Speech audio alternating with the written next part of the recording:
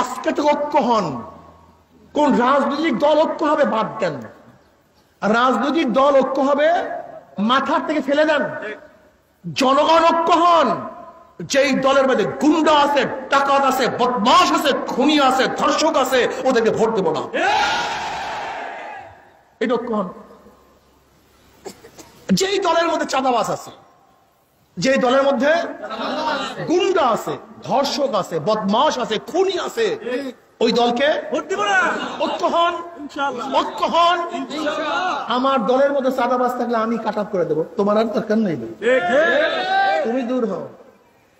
আমার দলের মধ্যে অস্ত্রবাজ থাকলে আমি কাট অফ করে দেবো, তোমার দরকার নাই। জনগণ ভোট দেবে না, ভোট তো দিবেই না। আমার কান ধরে জিজ্ঞাসা করবে আপনার দলের মধ্যে খুনি কেন, আপনার পাশেই ডাকাত কেন, আপনার পিছনে খুনি দাঁড়িয়ে আছে কেন? প্রশ্ন করছেন একদিনও? একদিনও করেননি। এই সব যুবকদের দোষ, এই ছাত্রদের দোষ, এই যুবকদের দোষ, গরিবদের দোষ, মেহনতি মানুষের দোষ, পুরুষদের দোষ এবং মহিলাদের দোষ। যদি একদিন প্রশ্ন করতেন, রিডার আপনার ডান পাশে, বাম পাশে, পিছনে ওই খুনিকে দেখছি, অস্ত্র পাচারকারীকে দেখছি, মাদক ব্যবসায়ীকে দেখেছি, ধর্ষককে দেখেছি, কাজী আপনার দল করতে পারি না। আমরা ধর্ষককে প্রতিষ্ঠিত করতে চাই না, চাঁদাবাজকে প্রতিষ্ঠিত করতে চাই না। এর জন্য আমি বলবো দল টল বাদ দিয়ে আপনার ঐক্য হন, ভোটার ঐক্য হন। আল্লাহ পাক কালামে পাকের মধ্যে ফরমান, ইন্নাল্লাহ লা ইউগাইয়িরু মা বিকওমিন হাত্তা ইউগাইয়িরু মা বিআনফুসিহিম। যতক্ষণ পর্যন্ত মানুষ নিজের ভাগ্যের পরিবর্তন না করে ততক্ষণ আল্লাহ পাক তাদের ভাগ্য পরিবর্তন করেন না। কাজী আগামী নির্বাচনে কমপক্ষে যারা আল্লাহওয়ালা, যাদের মধ্যে আল্লাহর ভয় আছে, চুরি করবে না, ডাকাতি করবে না, লুণ্ঠন করবে না, দেশের মাল আত্মসাৎ করবে না, 14 লক্ষ কোটি টাকা বিদেশে পাচার করবে না। আপনারা দেখেছেন বর্তমান গভর্নর কি বলতেছে, বাংলাদেশ ব্যাংকের গভর্নর কি বলতেছে, যে গোটা দুনিয়ার মধ্যে ব্যাংক লুটের এই পদ্ধতি দুনিয়ার কেউ দেখে নেই। সিন্ডিকেট করে গোটা ব্যাংকে লুট করে ফেলছে। 18 লক্ষ কোটি টাকা দেয় না, কত লক্ষ কোটি টাকা? এখানে যারা দাঁড়ানো আছেন, আজকে যে বাচ্চারা জন্মগ্রহণ করবে তার মাথার মধ্যে 1.5 লক্ষ টাকা ঋণ। আজকে যে বাচ্চা জন্মগ্রহণ করবে, হাজার হাজার কোটি কোটি টাকা পাচার হয়ে গেছে, লুটপাট হয়ে গেছে, মেগা প্রজেক্টের নামে মেগা মেগা চুরি হয়েছে, ডাকাতি হয়েছে, আত্মসাৎ হয়েছে। দুর্নীতি নাই এমন কোন জায়গা না, সমস্ত প্রতিষ্ঠানগুলিকে ধ্বংস করে ফেলছে। আমার যুবক বাবারা, জ্ঞানী বাবারা, আমার পর্দার আলে জ্ঞানী মা ও বোনেরা, আপনি চিন্তা করতে পারছেন একটা সরকার পরিবর্তন হওয়ার সাথে সাথে পুরো সংসদ পালিয়ে যায়? ইতিহাস নেই গোটা দুনিয়ায়। একটা সংসদ পরিবর্তন হওয়ার পরপরই, সরকার পরিবর্তন হওয়ার সাথে সাথে সুপ্রিম কোর্টের বেঞ্চের সমস্ত বিচারকরা অবসরে যায়। এই গোটা দুনিয়ায় এরকম কোন নজির আছে বলে আমার জানা নেই, যেখানে সর্বোচ্চ বিদ্যাপীঠ সরকার পরিবর্তন হওয়ার সাথে সাথে সেখানে ভিসি পরিবর্তন হয়ে যায়, আমার জানা নেই। এমনকি দলের সমস্ত লোকগুলি পালিয়ে বেড়ায়, আমার জানা নেই। আজকে কেউ বুক ফুলিয়ে বলতে পারে না আমি আওয়ামী লীগ, এ কথা বলতে পারে না। অথচ আমরা দেখেছি আওয়ামী লীগের আমলে যেখানে বলার কথা ছিল না প্রশাসকদের, প্রশাসনের লোকদের দলীয় পরিচয় দেওয়ার কথা ছিল না, কিন্তু আমি দেখছি হাজারো গর্ব ভরে বলতো আমি অমুক জায়গার জিএড ছিলাম, আমি অমুক ইউনিভার্সিটির ভিসি ছিলাম, আমি আওয়ামী লীগের দায়িত্ব ছিলাম, যেগুলি সম্পূর্ণ অবৈধ ছিল। গোটা প্রশাসনকে ধ্বংস করে ফেলছে, স্ট্রাকচারকে নষ্ট করে ফেলছে। আপনি জানেন না, এ তো আমি রাজনৈতিক কথা বলছি। আওয়ামী লীগ কোন জায়গায় হাত দিছিল কি জানেন? এদেশের গোটা মুসলমান থেকে বেঈমান বারবার চক্রান্ত করছিল, গোটা মুসলমান থেকে বেঈমান বারবার চক্রান্ত করছিল।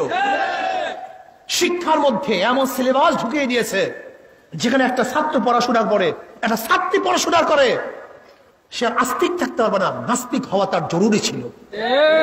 আমাদের ছোট্ট ছোট মেয়েদেরকে, যুবকদেরকে কি করছে? ড্যান্স শিক্ষা দেওয়া হয়েছে এই সিলেবাসের মধ্যে, গান শিক্ষা দেওয়া হয়েছে, নাচ শিক্ষা দেওয়া হয়েছে, প্রেম শিক্ষা দেওয়া হয়েছে, বাপ মার সাথে বেয়াদবি শিক্ষা দেওয়া হয়েছে।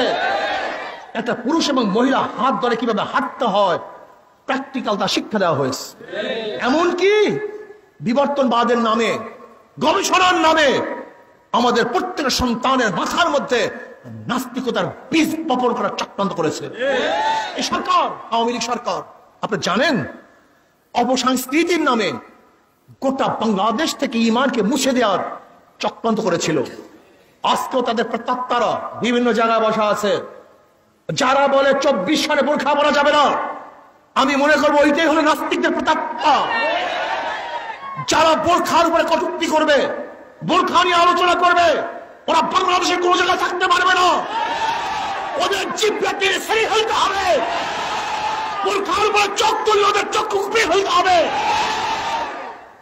কোন প্রশাসনের মধ্যে থাকতে পারবে না। এই আন্দোলন ছাত্র জনতার সাথে আমাদের পার্টিসিপেট ছিল। এখানে আমরা রক্ত দিয়েছি, আমরা জীবন দিয়েছি। জীবনের মায়া ত্যাগ করে গুলির সামনে রাস্তায় নেমেছি।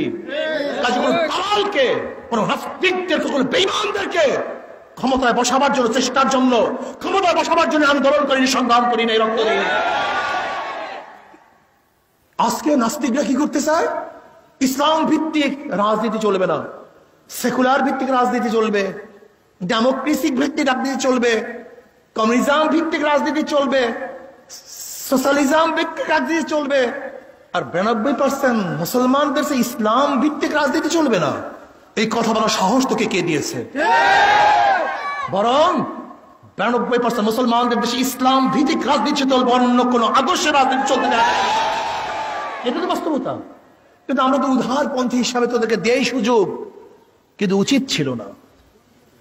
ইসলাম আসলে সবাই মর্যাদা সমান হয়ে যাবে, সবার অধিকার সমান হবে।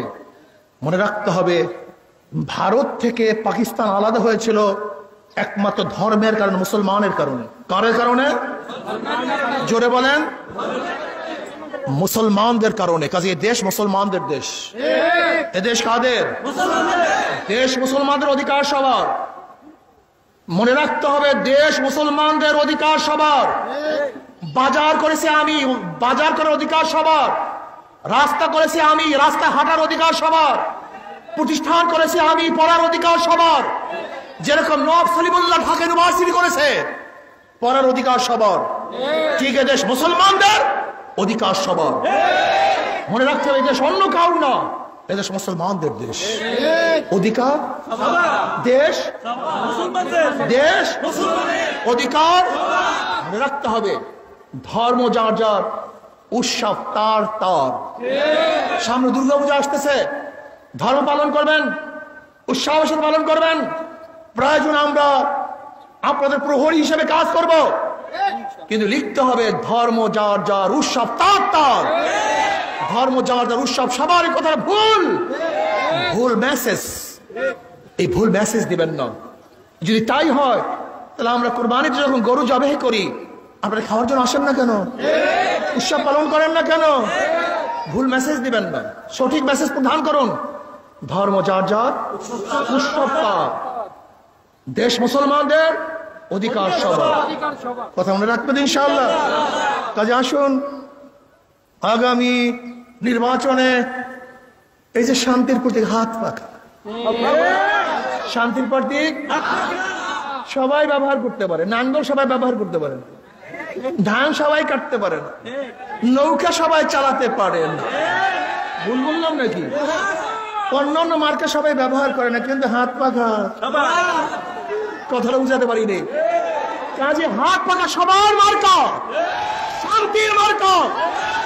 মুসলমান, হিন্দু, বৌদ্ধ, খ্রিস্টান, গরিব, ধনী, পুরুষ, মহিলা সবার মার্কা হাত পাখা মার্কা। শান্তির প্রতীক হাত পাখা। আসুন, আগামী নির্বাচনে হাত পাখা বিজয় করি। হাত পাখা বিজয় হবে না, জনগণ বিজয় হবে। হাত পাখা বিজয় হবে না, দেশ বিজয় হবে। হাত পাখা বিজয় হবে না, মানবতা বিজয় হবে। হাত পাখা বিজয় হবে না, এদেশের অর্থনীতি বিজয় হবে। এদেশের পশু পাখি সবাই বিজয় হবে। আল্লাহ আমাকে এবং আমাদের সবাইকে আল্লাহর জমিনে আল্লাহর হুকুমত কায়েম করার তৌফিক দান করেন, এবং সেটা দেখার তৌফিক আল্লাহ দান করেন। আল্লাহুম্মা আমিন।